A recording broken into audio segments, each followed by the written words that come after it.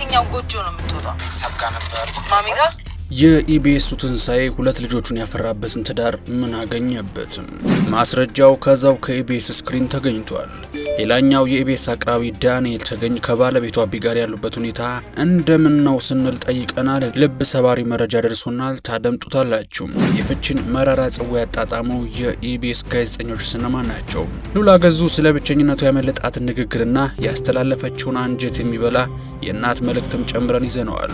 በየፈርጅ ወደ እናንተ ልናደርሰው ነው። እናንተ ብቻ ላይክና ሰብስክራይብ የሚሉ ነጭና ቀይ ቀለሞችን መታ እያደረጋችሁ አብራችሁን ጥቂት ዝለቁማ። ከጥቂት ጊዜ በፊት የኢቢኤስ ቤት በጋዜጠኞች የመልቀቅ ዜና ሲናወጥ እረፍት ፈልጋለሁ ብሎ ተሸሸገ። በወቅቱ በተመልካች ታማኝነት አላገኘም ነበር። አይ እሱም ሊለቅ ነው ተባለ። ከአስፋው መሸሻ ጋር የተዋዱበት የተጣጣሙበት መንገድ የሚገርም ነበር። በራሳቸው ቀለም ሳይደበዝዙ እሁድን በጉጉት እንዲጠበቅ አድርገውት ነበር። የአስፋው ከዚህ ዓለም በሞት መለየት ለትንሳኤ የሀገራችን አባባል ተቀብሎ ወንድ ልጅ ተደብቆን የሚያለቅሰው የሚለውን ብሂል እንዲተገብር አላደረገውም። መንታ መንታውን እያነባ እኛንም አስለቀሰን እንጂ። ትንሳኤ ጎበዝ የፊልም ተዋናይ ነበር።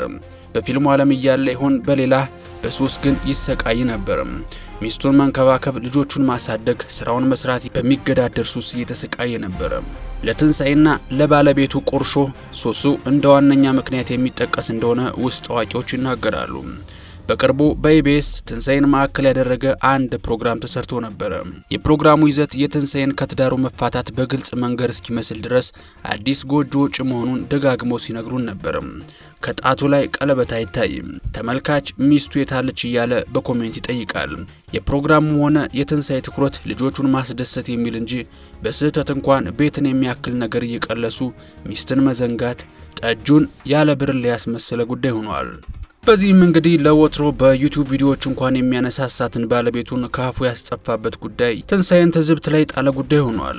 ፕሮግራሙ ላይም እሱና ልጆቹ ለብቻቸው ወደ አዲሱ ቤታቸው ሲገቡ ታይቷል። ትንሳኤ ከሱስ ማገገሚያ ከወጣ በኋላና ወደ ስራ ከተመለሰ በኋላ በአዲስ ፕሮግራም በቃጠሎ ፊልም መከሰቱና ከኢቢኤስ ጋርም ወዳጅነታቸው እንዳጸኑ ማሳያ ተደርጎ ተወስዷል።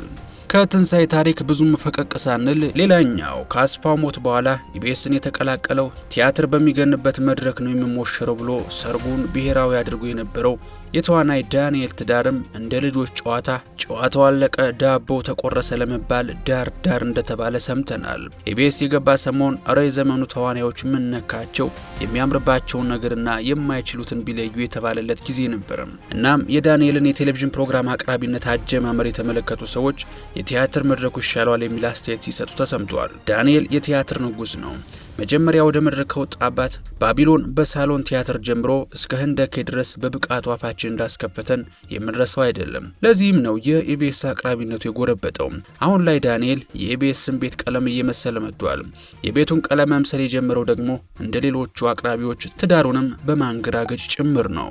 ሀገር ምድሩ መርቆ የዳራቸው ዳኒና አቢ ማለትም የታዋቂው ትራምፔት ተጫዋች መርሃዊ ልጅ ነች። ለትዳራቸው መፍረስ የአቢ በስዊድን መኖር የአንበሳውን ድርሻ ይወስዳል። በአንድ ቃለ መጠይቅ ላይ አርቲስት ዳንኤል ተገኝ የርቀት ፍቅር ምን ያህል ከባድ እንደሆነ ሲያስረዳ ከባለቤቱ ጋር በተደጋጋሚ እንደሚጋጩ አንስቷል። ከአይን የራቀ ከልብ ይርቃል ብሎ እንደዘፈነው ዘፋኙ የእሱ ኢትዮጵያ መሆንና ሀገሩን መልቀቅ አለመፈለግ፣ በተቃራኒው የእሷ ወደ ኢትዮጵያ ጠቅልሎ መምጣት አለመፈለግ ትዳራቸውን አጣብቂኝ ውስጥ ከቶታል።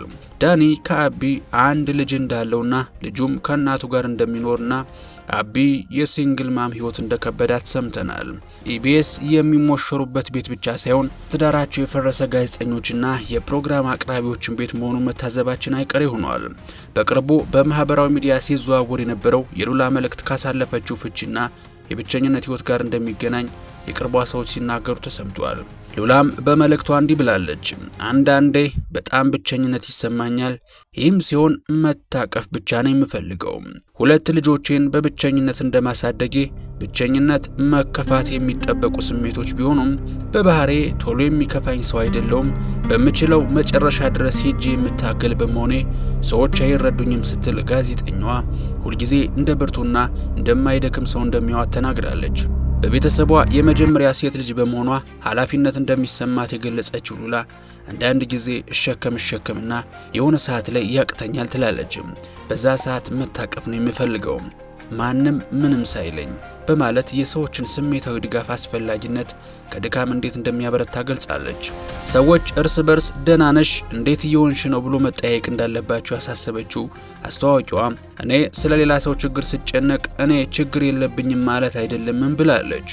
ቀላል የሚመስሉን ነገሮች ግን ቴራፒ ያለያም ፈውስ ናቸው የሚል መልእክት ማጋርታለች። ሉላ የመቀሌ ዩኒቨርሲቲ ተማሪ እያለች ሚስ ኢትዮጵያን ያሸነፈች ሲሆን በወቅቱም የተለያዩ የሥራ ዕድሎች ተከፍተውላት ነበር። ከዚህ ውስጥ አሁን ፋሽን እንደሆነ የብራንድ አምባሳደርነት ሳይሆን የአንድ ድርጅት ወይም ምርት መወከያ ከሆነ ስራ ጋር ተፈራርማ ነበር። በወቅቱ ሴንሴሽን ኮንዶም ሲታሰብ ወደ አእምሯችን የምትመጣው እሷ ነበረች።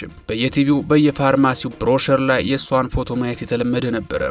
ይህ ጉዳይ ከአባቷ ጋር ክፉኛ እንዳጋጫት ትናገራለች። ለኢትዮጵያውያን አባቶች የሚከብድ ነገርም ነው። ልጆቻችሁ ከወሲብ ጋር ግንኙነት ያለው ምርት ታስተዋውቅና ረብጣ ብር ይከፈላት ብትባሉ አረ ብሩ ባፍንጫ ይውጣ ልጄ ከኮንዶም ጋር አትታይም አታስተዋውቅም እንደምትሉ እንገምታለን። በወቅቱ ለወጣቷ ሉላ የቀረበው ገንዘብ እየተጣራ 500 ሺህ ብር ሲሆን ዛሬ ላይ ምን አላት ይችል ልትሉ ትችላላችሁ። ነገሩ የሆነው ግን ከ15 ዓመታት በፊት ነው። ነገሩን ይበልጥ ለመረዳት በወቅቱ 1 ኪሎ ስጋ በ50 ብር የሚሸመትበት አሁን 15000 የምንገዛው ጤፍ 300 ብር የነበረበት ጊዜ ነው። ሉላ በዚህ ገንዘብ ብትማልል አንፈርድባትም።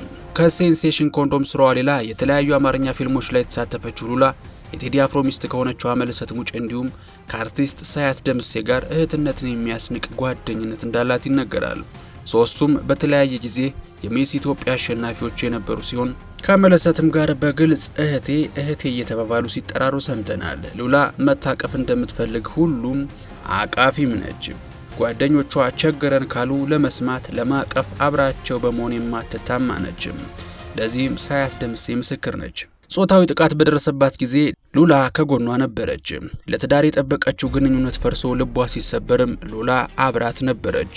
ይህ አጋርነት ከሚዲያ የተደበቀና የተሸሸገው የሳያት እህት ሰርግ ላይ ሉላ በድምቀት መታየቷ የቤተሰቧን ያህል ወገቧን አስራ ሰርጉን ማዘጋጀቷን ሰምተናል።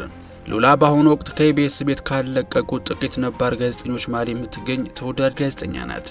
ወድ የቻናላችን ቤተሰቦች ለዛሬ ያዘጋጀነውን ቪዲዮ በዚሁ ቋጨን። ሐሳብና አስተያየታችሁን በነጻነትና በጨዋነት በሐሳብ መስጫው ላይ ብታስቀምጡልን ይደርሰናል። በቀጣይ በተሻለ ቪዲዮ እስከምንገናኝ ሰላማችሁ ብዝት ይበልልኝ። ቸር ቆዩልኝ።